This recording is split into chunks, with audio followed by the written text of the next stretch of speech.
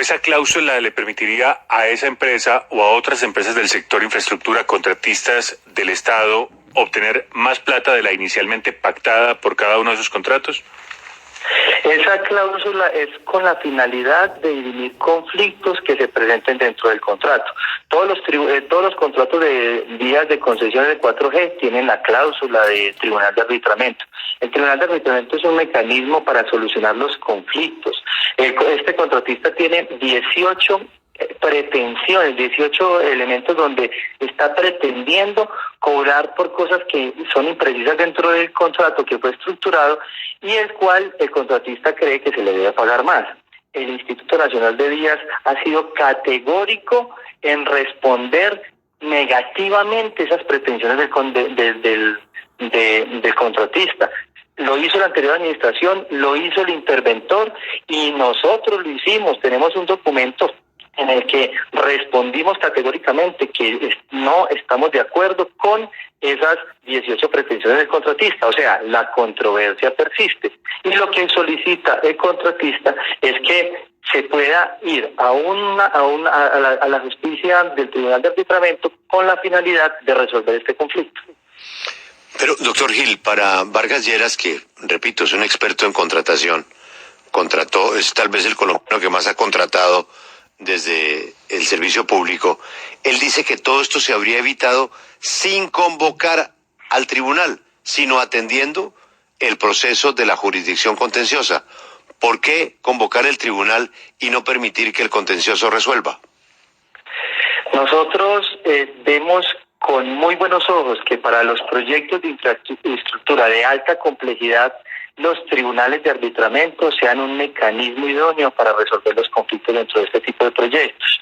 Y como tenemos argumentos muy sólidos de manera jurídica y técnica entre el interventor y el INVÍAS, y son tan sólidos y contundentes que creemos nosotros que de esta forma garantizamos una férrea defensa de los intereses del Estado en sede arbitral. Por eso es que el incluir esta cláusula nos da esas posibilidades de una mejor defensa para los intereses del Estado.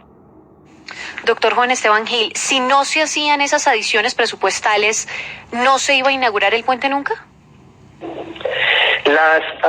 Ahora hablemos, es otro tema. Entonces, lo que tiene que ver con las adiciones presupuestales, es importante precisar que cuando el contrato se firmó en el año 2015, en el año 2018, cuando nosotros iniciamos el gobierno del presidente Iván Duque, el proyecto estaba desfinanciado en 140.000 millones de pesos. O sea, eso lo sabía el doctor Germán Vargas Lleras, que estaba desfinanciado en 140.000 millones de pesos, pero adicionalmente no se cumplía el plazo contractual que estaba previsto el 31 de diciembre de ese año.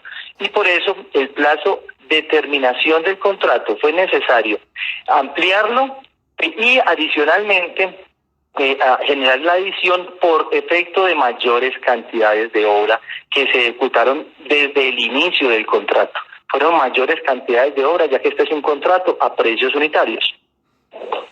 Sí, pero doctor Gil, es que mire que nos llama la atención algo sobre este asunto, y es que se hace este cambio para abrir las puertas hacia el Tribunal de Arbitramiento, mientras que en casos como el del túnel de la línea, ahí sí se opta por la justicia ordinaria. ¿Por qué razón? Para unos casos sí y para otros casos no, porque es que ahí sí queda patente la inquietud de el ex vicepresidente Germán Vargas Lleras, y es hasta dónde entonces, en este caso lo que se estaría buscando es, a través de agentes oficiosos de los intereses del contratista, beneficiar al contratista en un tribunal de arbitramiento, y por eso entonces se acude al mismo. ¿Por qué en unos casos sí y en otros no? Esto no está beneficiando al contratista, esto está alineado a una estrategia jurídica garantizando la protección de los intereses del Estado. Y son dos casos totalmente diferentes y ustedes bien lo conocen. En el caso del túnel de la línea, recuerden que terminó el contrato sin cumplimiento, dejando la obra sin terminar. Y parte de lo que ejecutó estaba en malas condiciones. Nosotros, en el caso del Tribunal del Túnel de la Línea, nosotros nos estábamos defendiendo de una demanda en un tribunal que nos había instalado el contratista, y no teníamos derecho a nosotros estar defendiéndonos en los términos de un contratista que nos incumplió, cuando nosotros teníamos que garantizar que lo teníamos que atacar y garantizar que el contratista debe pagar todos los perjuicios que le trajo el Estado. Y eso fue lo que sucedió en el túnel de la línea, y por eso generamos una demanda ya en instancia administrativa. Lo que sucedió con el caso del puente Pumarejo es que el contratista terminó la obra. Sin embargo, el contratista pretende que nosotros le paguemos 18 puntos, que él tiene una pretensión que hasta ahora lo que él ha estimado son 75.000 millones de pesos de manera oficial, no otra cifra diferente. El contratista lo ha pasado de manera oficial por 75.000 millones de pesos.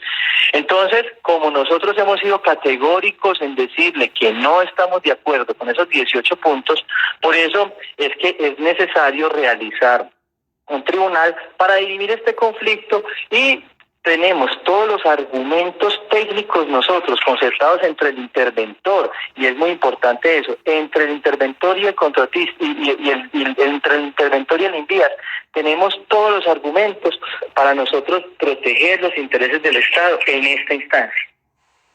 Claro, pero doctor Gil, le insisto, más allá de esa diferencia que existe entre el caso de la línea y el caso del puente Pumarejo, pues no dejan de ser reclamaciones por parte de los contratistas.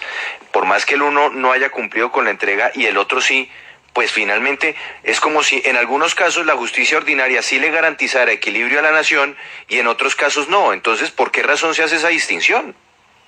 Pero es porque no es que en un caso el contratista nos está reclamando y en otro caso nosotros estamos atacando al contratista. Recuerden que nosotros somos los que le estamos reclamando al contratista en el caso del túnel de la línea. En el caso del puente Pumarejo, el contratista es el que está haciendo la reclamación. Pero adicional, ¿qué es lo que sucede? Pero ahí no me responde. ¿Por qué razón entonces para unos casos, para la nación sí funciona la justicia ordinaria y para otros sí es mejor el tribunal de arbitramiento?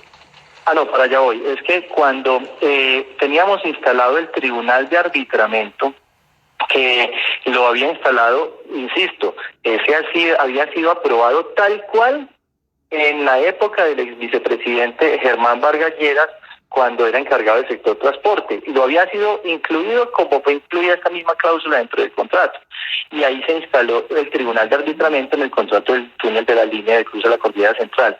Entonces, ¿qué sucedió en ese contrato? Se instaló y el tribunal empezó a operar, y cuando empezó a operar, nosotros estábamos haciendo una defensa de todo lo que el contratista nos estaba atacando. Como al final no se paga el tribunal y nosotros vemos como estrategia que es mejor generar una reformulación completa de la demanda, nosotros teníamos, fue por ello que se definió reformular la demanda, pero ya no podíamos contar con el tribunal de arbitramiento porque ya se había cerrado. Y como el contrato había pactado, era el tribunal para una instancia, entonces nos tocó acudir a la que estaba previsto en el contrato, que era la jurisdicción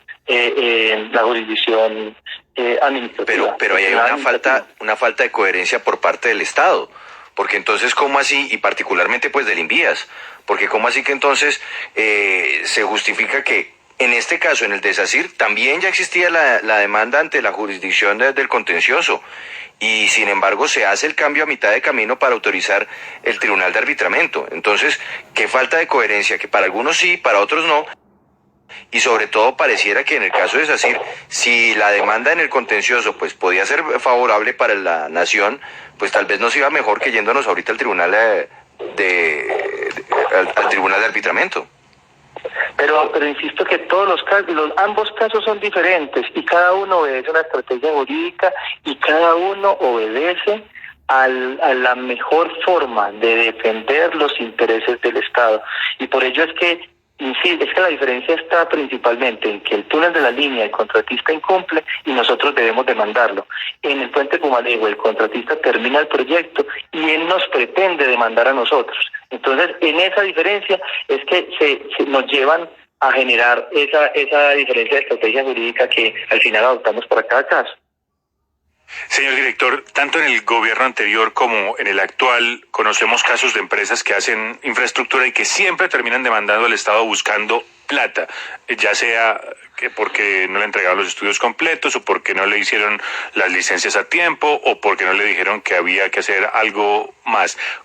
¿Cómo se blinda el Estado para que no siga pasando lo mismo que pasó en el gobierno anterior y que sigue pasando todavía? Estructurando muy bien los proyectos es la mejor salida. Sin embargo, es importante mencionar que en los proyectos de alta complejidad hay muchas cosas que de pronto no pueden quedar previstas desde el mismo inicio del contrato. Y muchas veces lo que hace el contratista, como son contratos a precios unitarios, lo que hace el contratista es reclamar por actividades que de pronto no están con claridad previstas dentro del contrato. Entonces, lo que hay es que hacer un muy buen seguimiento a la ejecución y al control de los proyectos, ponerle los ojos encima a los contratistas, garantizar una cosa que nosotros lo hemos hecho para este contrato, y es importante precisar eso: todas las actuaciones, las adiciones, esta modificación del tribunal, absolutamente todo ha sido llevado a instancias de una veeduría especializada donde participan la Defensoría del Pueblo, la Contraloría, la Procuraduría, la sociedad civil y los gremios. Y eso lo hemos hecho en este contrato de manera permanente. Esto no es nada nuevo para nadie y históricamente lo había hecho el Invías con anterioridad. Esa es la forma de garantizar nosotros que definitivamente los contratos se ejecuten de manera adecuada, que resultan hechos imprevisibles, que aumentan las cantidades de obra y nos llevan a esa situación. Pues puede suceder. Hay que revisar cada caso para que tratemos siempre de minimizar esa situación. Pero doctor Juan Esteban, es que lo que hemos visto es que todas las obras en Colombia han tenido problemas de licenciamiento ambiental, han tenido retrasos, cada vez que hay un retraso hay un otro sí, un cronograma de obra. ¿Estamos destinados los colombianos a que pase esto en todas las obras que nos entregan y terminemos en un tribunal de arbitramiento? No, en ningún momento. Tenemos que garantizar una muy buena estructuración de los proyectos, estudiando adecuadamente los proyectos y haciéndole ese seguimiento y control. Y eso es lo más importante. Señor director, después de haber llegado usted y de saber cómo encontró el Invías y cómo estaba el sector infraestructura, yo quisiera preguntarle, detrás de esta columna del señor Vargas Lleras, ¿hay autoridad moral para que él esté con esta preocupación? ¿Hay una preocupación legítima o hay mala leche? Yo no veo una preocupación legítima, toda vez que él juzga que es primera vez que se realiza esto. Insisto, ya se había hecho 2 veces con anterioridad. La ley es muy clara y es viable jurídicamente, esto es permitido, aquí no hay absolutamente nada ilícito, lo conocían mis jefes, la vicepresidenta, la ministra, conocida con nivel de detalle. La doctora Catalina Telles es la persona delegada por decreto de estructura del Invías para firmar este tipo de situación. Nunca estuvimos en contravía de lo que dijo el Instituto Nacional de Vías en la administración anterior y nunca estuvimos en contravía de lo que dijo el contratista. Nosotros hemos negado las pretensiones del contratista en esos 18 puntos. Entonces, yo no soy quien para decir si hay o no mala leche, pero lo que sí es que tengo todos los documentos y tengo plena certeza de que absolutamente todo lo que se ha hecho en este contrato se ha hecho siguiendo patrones de esos, como lo habían hecho con anterioridad, atados a la ley, siguiendo el trabajo de la mano de los entes de control, de la Contraloría, de la Procuraduría. La adición se da por actividades que se hacen en el gobierno del expresidente, cuando él era el vicepresidente. Entonces son una serie de elementos que todos están absolutamente claros en todos los contratos, en todas las reuniones, en las socializaciones que hemos hecho en las diferentes instancias, en las mesas de seguimiento. Entonces, eso mismo lo había hecho el gobierno anterior. El contrato viene financiado desde el gobierno anterior, cuando el ex vicepresidente era quien ordenaba todo dentro del Instituto Nacional de Vías. Entonces no entiendo por qué califica de manera tan despectiva. Es un tema, es un calificativo en el que considero que es muy irrespetuoso conmigo y con mi entidad, la entidad que represento, en la que nosotros estamos permanentemente y de puertas abiertas para trabajar con gremios, con entes de control, para aclarar todo este tipo de situaciones. Él lleva rato con ese cuento, él lleva rato con esa preocupación, pero le repito, no es un ciudadano anónimo, es un ciudadano con nombre, apellido y conocimiento del tema. Siguiendo con la pregunta de Yamit, usted dice que no entiende el calificativo y no entiende la sorpresa de algo que no es nuevo. Ahora le pregunto a usted, ¿y usted sí entiende cuál es la motivación del doctor Vargas Lleras en esto?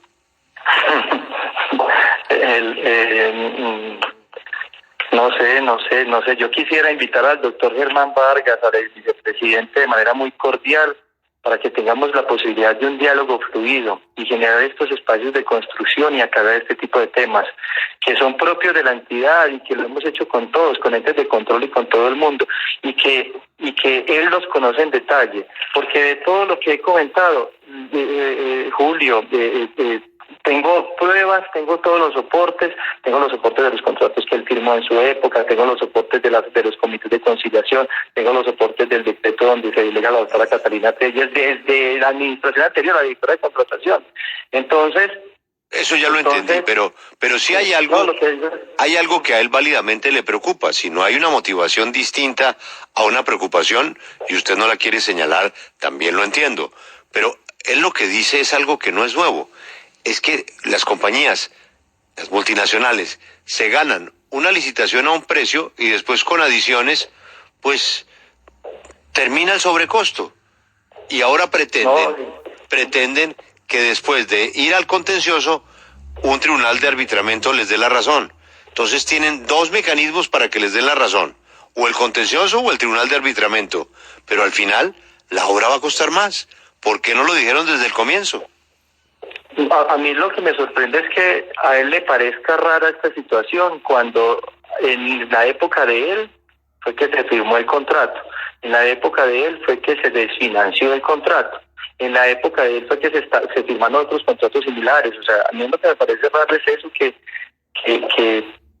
a él le sorprenda una situación en esta altura cuando nosotros heredamos un contrato con esas características y que era necesario para proteger los intereses del Estado. Insisto que esa es la principal finalidad nuestra, y estamos administrando son recursos públicos, son los recursos de todos los colombianos, y nosotros somos obstinados en garantizar que todas nuestras actuaciones estén enmarcadas en la ley, pero adicionalmente en proteger los intereses del Estado y de nuestra entidad. Hay otro cuestionamiento, doctor Gil, que hace el doctor Germán Vargas Lleras en su columna, y es sobre qué tanto sabía la ministra de Transporte sobre todo este proceso, qué tanto sabía la Contraloría, porque tengo entendido que la Regional del Atlántico constituyó una veeduría ciudadana, siempre estuvo al tanto de los procesos, pero qué tanto sabían la ministra, si sabía que usted había delegado la firma de la adición del contrato, qué tanto estaba al tanto la ministra y el gobierno y las autoridades.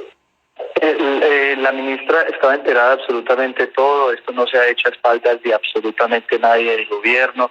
Los entes de control participan mensualmente en unas reuniones de veeduría que nosotros convocamos en Barranquilla. Yo asisto personalmente, en donde está la Contraloría, la Contralora delegada para Infraestructura y la Contralora delegada para Participación Ciudadana, la Defensoría del Pueblo, la Procuraduría Regional, y la veeduría especializada, donde están los gremios y la sociedad civil.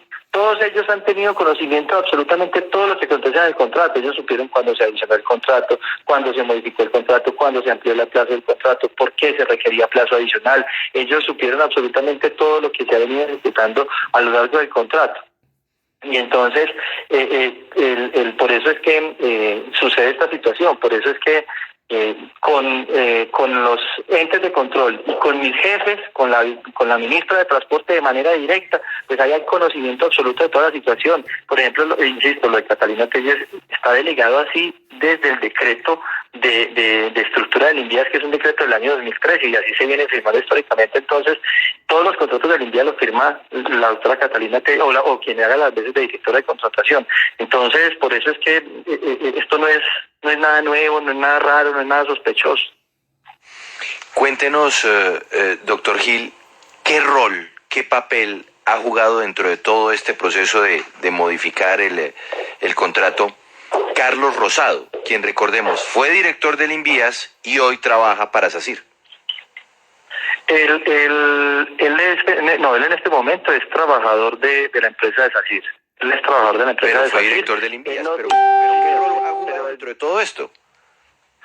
No, él protege sus intereses como empresa SACIR, pero él está digamos, mi posición es totalmente contraria a la posición que él representa, que es la de la empresa SACIR. ¿Por qué? Porque mi posición siempre ha sido rechazar los 18 puntos de la reclamación. ¿Y el señor Rosado fue o estuvo detrás de la idea de convertir estas pretensiones de SACIR en un tribunal de arbitramiento en lugar de llevarlo ante el contencioso administrativo?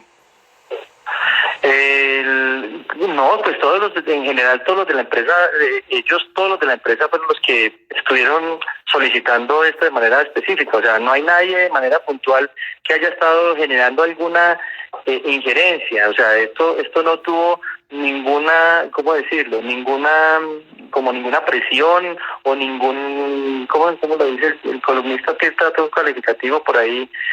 Como si esto tuviera como un agente oficioso o algo similar, ¿no? Una intriga. Fue como una intriga, ¿no? Esto se dio en una relación normal donde el contratista estuvo esperando ahí es importante precisar una cosa, y es que el contratista viene reclamando estos 18 puntos del año 2017, y en el año 2018 la anterior administración responde negando esa situación. Cuando nosotros empezamos la administración, el contratista nos reitera: por favor, estudien estos 18 puntos. Y lo que hicimos nosotros en agosto del año 2019 fue ratificar diciéndole: qué pena, lo estudiamos con abogados especializados, con ingenieros especializados, y no estamos de acuerdo con esos puntos. Por eso es que ellos nos solicitan, y nosotros, como tenemos el concepto tan claro de defensa y está alineado con el interventor, por eso es que vemos que esa instancia, que no es mala, que se resuelven todos los contratos de obra, de concesión, de obra, de cualquier tipo de contrato. Entonces lo vemos en una instancia en la que para nosotros es el escenario adecuado para defender al Estado. ¿No cree usted que, más aún cuando cuentan ellos en su plantilla de ejecutivos y asesores con un exdirector del Invías, pues ASIR hace la apuesta al Tribunal de Arbitramiento porque tal vez saben que es mucho más fácil allá conseguir una decisión que les sea favorable antes que en la jurisdicción administrativa? Pues mire qué hicimos nosotros. Tan pronto nosotros hicimos autorización, hicimos 2 llamadas muy importantes. La Sociedad Colombiana de Ingenieros, y con la vicepresidenta le pedimos para que a través de ya con la Agencia Jurídica del Estado armáramos desde ya, porque es que hay que precisar también, y es que se permitió la posibilidad de incluir como un mecanismo para solucionar esos 18 puntos solamente, no para solucionar todo el contrato, solo esos 18 puntos. Pero entonces el contratista tiene que llamar y tiene que convocar a ese tribunal. Sin haberlo convocado, nosotros llamamos a la Sociedad Colombiana de Ingenieros y llamamos a través le informé a la vicepresidenta que nos colaborara para llamar a la oficina de la Defensa Jurídica del Estado, para que sin haberlos ellos convocados, nosotros ya empezáramos a prepararnos, porque tenemos todos los elementos fresquitos y claros para defender el Estado. En este momento estamos así de seguros que creemos que tenemos todos los elementos para defender el interés del Estado como tal. Teníamos una cita con el doctor Miguel Ángel Botero, el interventor, confirmada hasta anoche. No sé a qué horas había confirmado, Juan Pablo, ¿como a las 10 de la noche? ¿O a las Antecitos, 9 de la noche. 9 de la noche. Sin embargo, hoy decidió cambiar de opinión y no atender la llamada. Le tengo una última pregunta concreta para respuesta de sí o no. ¿El concepto que tenemos acá del interventor es o no es denegando todas las pretensiones de las reclamaciones de SACIR? ¿Sí o no? Así es. Sí, y es el mismo del Invías, que el Invías también denegó todas las reclamaciones de SACIR. Es el mismo del Invías. ¿Y por qué no le hacemos caso al interventor? No, sí le hacemos caso. Mira que el interventor dice que no acepta las pretensiones del Invías, y el concepto que tengo yo, que se los puedo suministrar también, dice que el concepto del Invías es: no aceptamos y nos unimos al mismo concepto del interventor. Es que ahí es donde yo no entiendo por qué la columna dice que estamos en desacuerdo con el interventor. El interventor dijo: no acepto los 18 puntos de la reclamación, y el Invías, mi administración, en agosto del año 2019, sacó el documento diciendo: no acepto las 18 puntos de reclamación del constructor. De esta manera, el interventor y el Instituto Nacional de Vías estamos totalmente alineados en que no aceptamos los 18 puntos de la reclamación del constructor. Señor director, claro, en mi concepto, que también se los puedo compartir. Sí, pero venga, doctor Gil, en el otro sí que se firmó en la fecha que señala Germán Vargas Lleras, el 18 de diciembre, ¿está la aprobación, está el visto bueno del interventor? creo, no sé, no les sabría decir. No les sabría decir. Nosotros le pedimos concepto del interventor sobre los 18 puntos. Sí, creo otro que no necesita, creo que no necesita aprobación del interventor. Se solicita un concepto. Entonces, y en el concepto que él realiza, que es el concepto del 25 de noviembre, recuerden que les decía ahorita que el 22 de noviembre el contratista solicita el tribunal. El 25 de noviembre, mediante el concepto 101.276, el interventor dice que si es viable jurídicamente, que la ley lo permite y que no es ilegal. Y hace una consideración, dice, oiga, me parece inocua por faltar poco tiempo para terminar el contrato, ¿cierto? Pero al final dice que es viable jurídicamente. Y entonces ahí es donde se estudian los intereses del Estado como tal en su defensa. Pero lo más importante es que los 18 puntos el contratista los rechaza y el INVIAS también los rechaza. Que estamos en una posición totalmente alineada. Pero vuelvo y le insisto, el otro sí entonces no tiene visto bueno del interventor. Es que creo que ese otro sí específicamente, ese tipo de otro sí no necesita de visto bueno del interventor, necesitas un concepto como tal, normalmente tiene un concepto el cual se incorpora ahí en el documento. Muy interesantes por contradictorias y desvergonzadas las declaraciones del director del INVIAS, Juan Esteban Gil, cuando señaló que, comillas, para la entidad la justicia ordinaria es el mecanismo idóneo para resolver los conflictos. Cierro comillas. ¡Qué ironías! Si eso piensa el director, ¿por qué aceptar un tribunal de arbitramiento en el caso Puente Pumarejo? Nadie entiende.